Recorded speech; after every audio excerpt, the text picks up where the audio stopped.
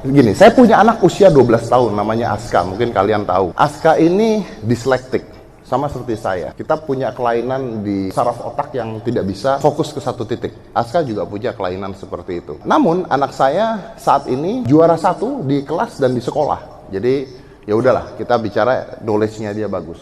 Anak saya pelajaran Mandarinnya cek. Kayaknya saya diusir pulang ya. Oke. Anak saya pelajaran Mandarinnya jelek. Sangat jelek. Karena dia juara, maka dia stres karena pelajaran Mandarinnya jelek. Dan ketika dia stres, saya marahin anak saya. Kenapa kamu harus stres? Ya karena kalau misalnya, because if I don't do this, I will not be number 1 again in the school.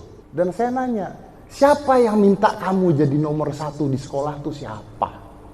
Buat papa, yang penting naik kelas doang. Nggak perlu jadi nomor 1. Itu juga naik kelas tuh bukan gara-gara papa pengen kamu pinter, enggak. Soalnya kalau kamu nggak naik kelas, papa bayar lagi. Itu doang. Yang penting naik aja. Udah gitu doang. Udah penting naik. Udah. Banyak orang tua yang salah. Salahnya begini. Kalau seandainya Anda punya anak menggambar di sekolah pinter, tapi matematikanya jeblok. Zaman saya dulu, ini kejadian di hidup saya. Matematika saya jelek, menggambar saya bagus. Saya dimarahin sama orang tua saya, sama ibu saya. Kalau ayah saya nggak pernah marah saya jelek. Saya nggak naik kelas 2 kali anyway. Itu bukan sesuatu yang membanggakan, tapi menarik untuk diceritakan. Ibu saya memanggil guru les matematika untuk ke rumah. Ngajarin saya matematika. Apa yang terjadi? Yang terjadi adalah matematika saya yang tadi nilainya 4. Setelah panggil guru les, jadi 5,5. Tapi seni menggambar saya nggak naik-naik. Akhirnya saya punya pola pikir yang berbeda. Kalau seandainya Anda punya anak dan anak Anda jelek di satu bidang pelajaran, bagus di satu bidang pelajaran, yang harusnya dilesin yang bagus. Misalnya saya punya anak Mandarinnya jelek, dia olahraga bagus. Yang saya lakukan sekarang adalah saya memanggil les ke rumah martial art, bahasa Mandarinnya saya buang. Anak saya bingung, ini nggak apa-apa? Saya bilang nggak apa-apa. Kenapa papa harus konsentrasi ke kamu punya yang jelek? Kenapa nggak papa dukung kamu yang bagus? Saya berpikir kalau dulu saya menggambar bagus, matematika saya jelek, dan orang tua saya mendukung, ngasih saya les gambar, mungkin saya sekarang jadi pelukis terkenal. Tapi saya nggak jadi pelukis terkenal gara-gara gue dilesin matematika. Kan PA orang tua gue waktu itu kan. Kalau seandainya bahasa Indonesia Anda bagus, matematika Anda jelek, panggil guru sastra. Ajarin bahasa Indonesia anak Anda. Anak Anda akan jadi novelis terkenal. Dibandingkan jadi novelis kagak. Matematika juga gak bagus-bagus banget. Terus mau apa? Sekolah itu mengajarkan kita jadi bodoh. Karena semua harus bagus di sekolah itu. Gurunya aja ada 5, 6, 7. Matematika gurunya beda. Bahasa Indonesia beda. Agama beda. IPA beda. IPS beda. Anak kita harus bisa semuanya. Kalau mau adil, gurunya 1. Ayo ajarin semuanya. Gurunya aja nggak bisa ngajarin semuanya. Tapi ngarepin anak kita bisa semuanya. Itu udah nggak masuk akal. Nah, balik lagi menjawab pertanyaan Anda. Saya membebaskan anak saya untuk jadi apa aja.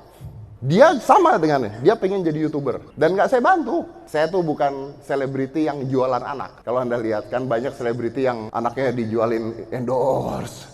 Bikin video bareng sama anaknya. Acara TV sama anaknya. Saya enggak. Anak saya biarinin jalan sendiri. Dia bikin YouTube sendiri. Percaya apa nggak? Dia bikin YouTube dari usia 6 tahun. Anda lihat aja Aska Corbuzier. Dari dia masih bodoh-bodoh gitu bikin YouTube sampai sekarang. Penghasilan anak saya sekarang yang usianya 12 tahun, minimal juta dari YouTube. Tapi kan kita tidak bicara penghasilan kan. Kita bicara tentang knowledge dan pendidikan. Kan intinya itu kan. Kalau saya jadi Anda, saya sederhana. Ya udah gini. Kamu mau jadi YouTuber, kamu mau jadi selebgram, yuk buat. Tapi tetap sekolah. Nggak usah ngotot dinilai pelajaran. Yang penting kamu sekolah aja. Karena nggak ada gunanya juga ngafalin nama gubernur.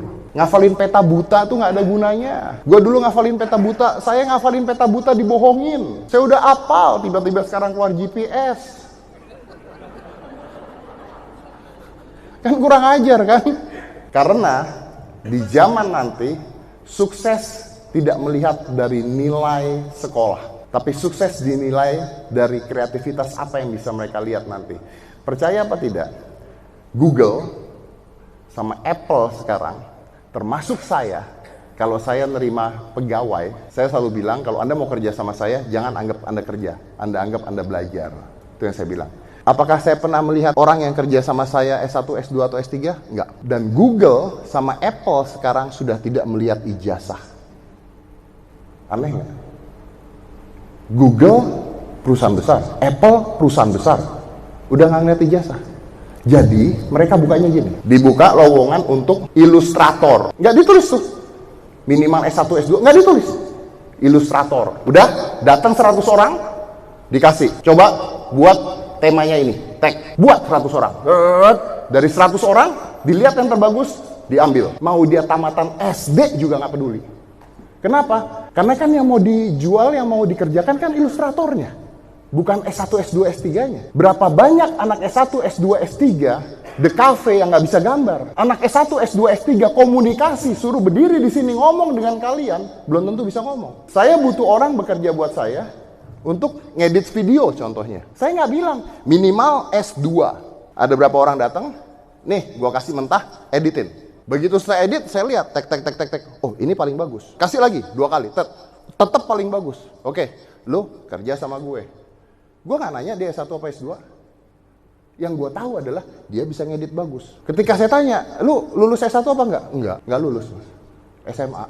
Kok bisa ngedit bagus gini? Ya karena saya nggak ada kerjaan di rumah, jadi saya ngedit video. Jadi saya main komputer, nyoba ngedit video sendiri dan begini. Yang gue butuhin itu, buat apa gue punya pegawai ijazah S2 kalau misalnya nggak bisa ngapa-ngapain? Dan lama-lama perusahaan nanti tidak akan melihat nilai IPK Anda, tapi apa yang bisa anak Anda lakukan itu yang dilihat. Udah dilakukan kok sama Google, udah dilakukan kok sama Apple. Mereka udah nggak lihat itu. Mereka ngelihat, nih gue kasih tugas kerjain. Hasil paling bagus kerja sama gue. Mau tamatan SD juga nggak peduli. So, to answer your question, I think sekolah tetap penting. Biarin aja mereka berkreativitas karena masih muda, masih kecil usianya. Jangan ditekan, biarkan mereka bermain. Saya tuh selalu bilang sama anak saya, kalau di rumah main aja, kreativitas aja. Kalau kelamaan di sekolah mereka nggak bisa belajar hal lain. Saya tuh nggak setuju loh sekolah sampai jam 3 tuh saya nggak setuju. Saya tuh setuju sekolah tuh jam 8 sampai jam 12, udah gitu. Karena kalau sekolah dari jam 7 sampai jam 3 atau sampai jam 5, itu anak nggak bisa belajar hal lain. Itu anak belajar semua yang sama, nggak bisa belajar hal yang lain. Ketika mereka bilang mau jadi YouTuber atau mereka mau bilang mau jadi apa, dukung aja. Ya oke, let's go, do it. Coba, bisa nggak dia bertanggung jawab? Bisa nggak? Mau jadi YouTuber kan? Bener kan? Ya oke, yaudah, coba bikin video. Coba edit. Nanti dia akan belajar ngedit, dia akan belajar bikin video because it's their passions. Tapi sekolah tetap, yang penting naik kelas aja, nilai nggak perlu bagus. Nilai bagus, siapa sih yang liatin nilai bagus SD, SMP? Emang ngelamar kerja, SMP nilai matematikanya jelek? Enggak. That's what I do to my son. Of course, different parents have different opinions. At least menurut gua di zaman sekarang, realitanya adalah seperti itu. Thank you.